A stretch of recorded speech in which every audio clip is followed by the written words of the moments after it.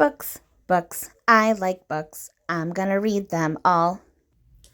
Hi readers, Chris here. Welcome to my channel where I review fantasy, Stephen King, all sorts of books, and today I'm going to be talking about my September reading wrap-up and my October TBR. September was a crazy month, and I know I probably say that a lot, but September really was super busy, both in my personal life and my professional life, because I did have a birthday. I turned 40. I had a lot of family events on the weekends. I had friends who wanted to see me for my big birthday. So every single weekend in September, I was doing something, which was crazy, but yet, I still managed to finish most of the books that I started, which is crazy to me. There are two, however, that I did not finish. And the two that I did not finish are Killers of the Flower Moon, which I wasn't trying to finish this one. I knew I wasn't going to finish it. I just want to finish it in October before the movie comes out.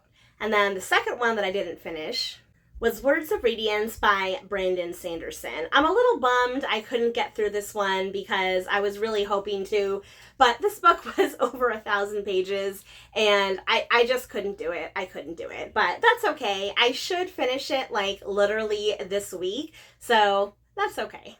So that still leaves 9 books that I finished in September. To be fair, some of them I did start in August, but 9 books I finished in September. I think that's a personal best for me.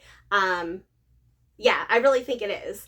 And not only did I finish all of these books, but I actually liked all of them. There were not any stinkers this month. I enjoyed every single book that I read. I liked all of them, so that makes it really hard to rank them because I do like all of them. I'm gonna do it anyway. So starting with my 9th favorite book of the month, Voices of the City by Gareth Howells. And I'm so sorry, Gareth. Even though this book is 9th on my list, like, I still enjoyed it. As you can see, I have a number of tabs here marking some of the poems that were my favorite, some of the ones that affected me in a certain way. So there was definitely good stuff in here. It's just this month was super competitive. So Voices of the City is another poetry collection, an independent collection. As you know, this is the 3rd independent poetry collection I've read this year. Totally out of my comfort zone, not stuff that I normally read, which is probably why it's on the bottom of the list, but still tons of good stuff in here, and I can't wait to talk about this one more. My 8th favorite book of the month is Hearts in Atlantis by Stephen King. Another Stephen King book that I feel is pretty decent. I don't think that it's anything super special like some of the other ones that I've read, but this is a solid book. It's actually made up of 3 different like short stories or novellas that are all kind of tied together. Each of these stories is kind of told in a sequential order, starting in the 1960s and moving through till present day. And the stories are like tangentially related with different characters, which is really interesting because the character in the first story that I thought was going to carry through didn't really. It was a different character. So that was really interesting to see. Really interesting. I don't think this is my favorite King book ever, but I definitely enjoyed it more than Bag of Bones, which if you saw my recent review, I wasn't the biggest fan of that one. So I enjoyed it more than Bag of Bones, but not as much as, say, like Misery or Gerald's Game. Number 7 is The Sword Defiant by Gareth Hanrahan. Yes, another Gareth. This is a grim, dark fantasy about an older guy, Alf. He's like in his 40s. He's kind of this retired hero. Him and his friends are famous for having defeated this guy, the evil Lord Bone, like way back in the day. But now there's like a new evil, so he has to try and like get the band back together, but all his friends are in totally different places. This is a grim, dark fantasy, and it's very much, I want to say, like a character exploration. So what I mean by that is, like, it's very light on the action, but it's very deep into the character exploration. So if you like that kind of thing, this might be up your alley. Again, kind of middle of the road on this one. Most of my enjoyment from this book comes from the fact that I actually buddy read this with David over at David's Book Reviews. That's all I'm going to say about it now, because David and I are currently working on our reviews for this one, so more to come sometime within the next week or two. Book number 6 is Remarkable Magic by Cristy Bowlin. This is the third and final book in her series that started with Innovative Magic. Some of you may remember I was actually a buddy reader on her very first book in this series. So this series really does have a special place in my heart. It's a middle grade fantasy, it's an adventure story. It's very much meant for younger readers. So it's a very simplistic story about good and evil, and how some types of mages are misunderstood because their magic works differently than others. But because this was like the conclusion of this whole series, I thought it was really well done, and honestly, it might be my favorite book of the series. My 5th favorite book of the month was The Maze Runner by James Dashner. Yes, I have never read The Maze Runner before. This was my first experience with The Maze Runner, and I really enjoyed it. I did watch the movie when it came out, but I barely remember it. So all I've remembered is that some kids woke up, they were in a maze, they're being attacked by these creatures, and they have to figure out how to get out. They have no idea why they're there, they don't have any memories, and something crazy happened, but they're not sure what. I really enjoyed this one. Again, it's a dystopian YA story. I have a lot of questions. I'm really hoping that the rest of the book answers them, because as much as I enjoyed this story, I want those questions answered. Number 4 is going to be Prudence by Gail Carriger. If you've been with me for a while, you may know that Gail Carriger is one of my favorite authors of all time. I love her adult fantasy, her steampunk fantasy, and this is actually a YA series, and it follows the daughter of one of the main characters from her other series. Again, this book reminds me just why I love Gail Carriger. It's so witty and cute and funky. It's just a really good time. That's how I would explain this book. It's just a good time. It's like drinking a tea, eating a crumpet, and just having a laugh. I really enjoyed this story. It gives me all the nostalgia feels, reminded me of why I love Gail Carriger. I'm really sad that I don't have the sequel in my possession yet, but I'm definitely going to have to go run out and get it. Okay, getting into the top 3 now, the best of the best. My 3rd favorite book of the month is Violet Made of Thorns by Gina Chen. Some of you may know that I've kind of been having an issue with my Owl Crate box books. They've been really hit or miss for me. So, needless to say, I was surprised by how much I liked this book. And I think I liked it because it takes a bunch of classic fairy tales and kind of mashes them together. So there is Beauty and the Beast in here, there's Sleeping Beauty in here, there's Cinderella in here, there's even a bit of Rapunzel, I want to say, Tangled. So if you are someone that loves Disney princess movies and those type of tales, I think you might really enjoy this one. I loved all that stuff, so I found this super fun, super fun. So Violet Made of Thorns, definitely one of the best Owl Crate book box books that I've read. Maybe this year? I don't know, I'll have to check, but definitely the best I've read recently. My 2nd favorite book of the month is Rain by Katharine McGee. Oh boy, this is the 4th and allegedly final book in her American Royals series. Now, I am not a romance reader. I don't really read a ton of romance. The romance I do read tends to be supernatural steam. So this is a romance, but it's set in an alternate world where America has a royal kingdom.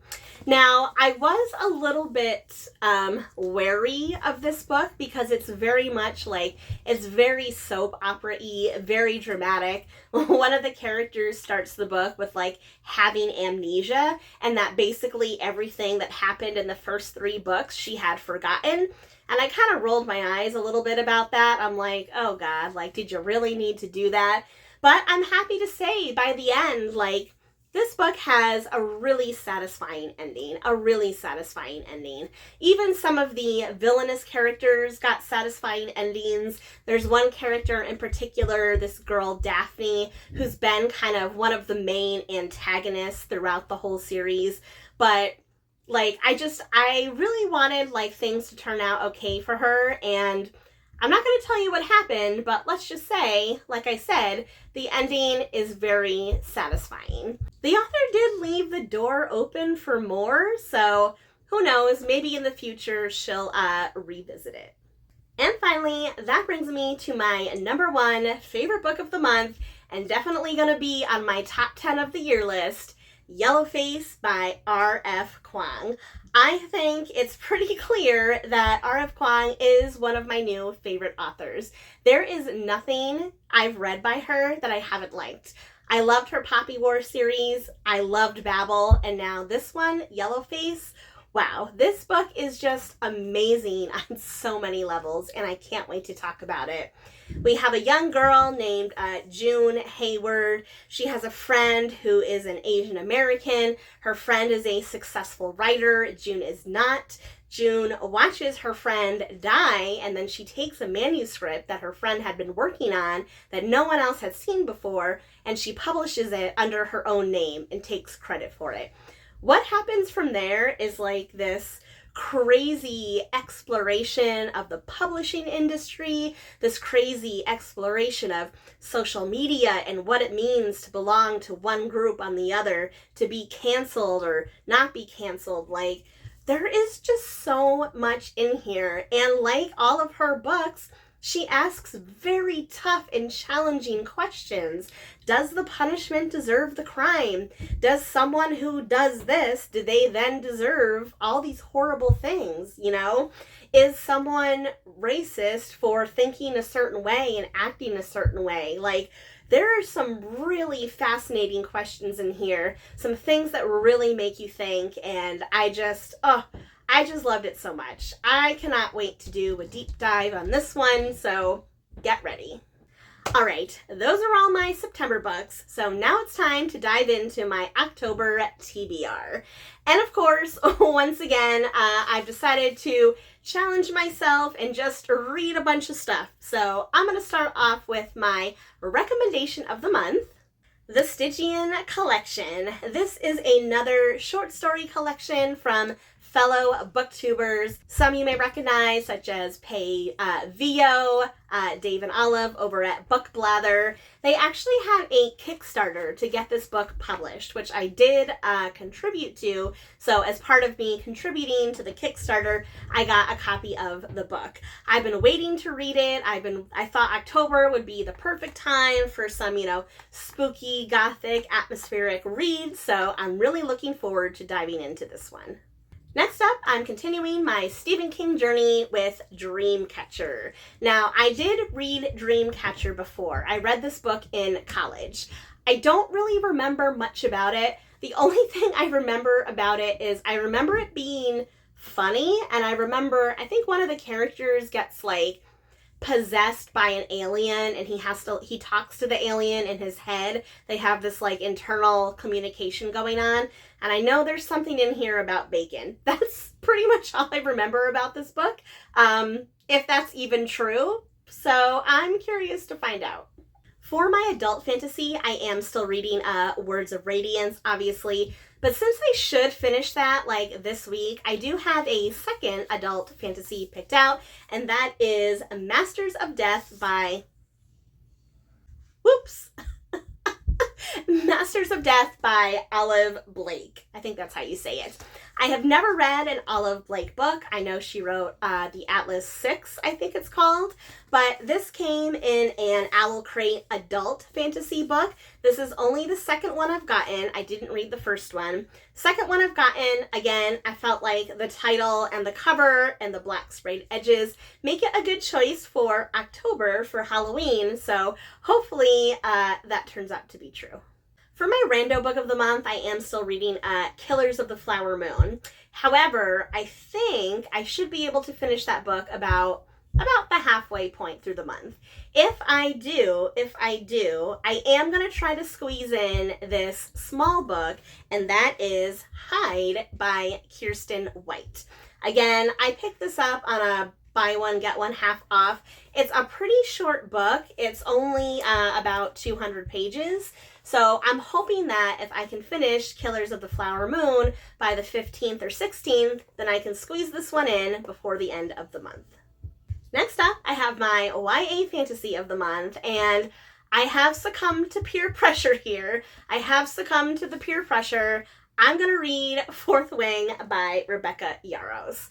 And now, technically, this isn't YA. It's considered, new adult, right? So it's kind of like in between YA and adult fantasy, but I'm going to put it in the YA section for now because it does feature, a younger main character. But yes, all of the talk of this book on Instagram and on YouTube, it got to me. I was having so much FOMO for not reading it. So I'm going to find out if the hype is real about this one. Next up, for my middle grade fantasy, I am continuing the Maze Runner series with the Scorch Trials. This is the second book. Again, pretty sure I saw this movie when it came out. I remember absolutely nothing about it. So, like I mentioned about the Maze Runner, I am looking forward to having some questions answered about what the heck is going on. And finally, I have my book box book of the month, and that is going to be Forest Fall. Now, technically, this didn't come in a Crate book box. Technically, I did order this separately. The first book, Lake's Edge, came in a book box book, and because I liked it, I decided to order the sequel. So I read Lake's Edge last year, I think around this time. It's kind of a gothic-y, YA, fantasy type romance. This is the sequel. I thought it would be a good choice for this month. Again, I'm hoping for more gothic, spooky type vibes going on, and I love the purple cover. So hopefully I enjoy this one as much as the previous one. Now, as if all of those books weren't enough, I'm gonna try to squeeze in one more because I'm crazy. Because I really want to read Nettle and Bone by T. Kingfisher. I won this book from David's giveaway, and I have been wanting to read T. Kingfisher. This is another author that I've been having FOMO about missing out on all these books. So when I won this one, I knew I wanted to read it like right away, and yeah, it's supposed to have spooky vibes, so what better time to read it than October? I'm not going to put too much pressure on myself to finish this one because I'm kind of tacking it on at the end of my pile, but hey, you never know. So there you have it, my September wrap-up and my October TBR. Rasco says he is very excited about October. He's a big fan of Halloween. Aren't you, baby? Aren't you a big fan? Yes, you are. Okay. If you made it this far, thank you so much for watching. Now I want to know from you, what are you reading in October? What was your favorite book of September? Let me know all your thoughts in the comments section below. And as always, if you like this video, please give it a thumbs up.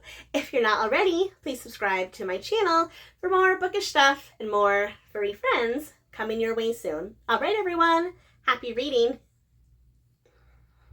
Thank you. Thank you. Thank you, Rasco. You're tickling me. Who's that good boy? Who's that good boy?